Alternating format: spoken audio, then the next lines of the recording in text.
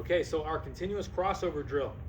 I'm going to stand in an athletic stance, and I'm going to set these two cones down about 6 to 8 inches away from my feet. Okay, so overall the cones are about 4 feet apart, a little over a yard apart.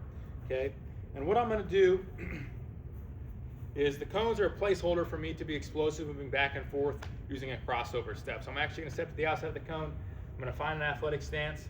I'm going to push from this outside leg, but then I'm going to aggressively spring from this inside leg to do my crossover. Going across here, push, spring, and I stick in an athletic stance with the inside lean to be able to go back the other direction. Okay, going back this way, springing back and forth. Okay, now the continuous version of this drill, which you're being prescribed to do right now, I'll demonstrate. You're going to go back and forth as quickly as possible for either desired number of reps or a certain amount of time.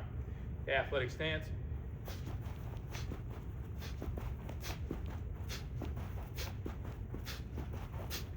Okay, pretty high intensity drill, doing it explosively. If you hit your cone, not a big deal. Just continue to go through the drills. We want it to be something that's up tempo and aggressive. Okay, ideally we miss the cones though. And you can play with the distance the cones are apart. If it's relatively easy to get side to side, move them farther apart. But if you find yourself having to really reach and your changes of direction are really slow, move the cones closer together. Focus on being quick out of your turns going side to side. So quick out of this movement going side to side with the cones closer together until you develop a better feel for the drill and more power and explosiveness, where you can move the cones further apart.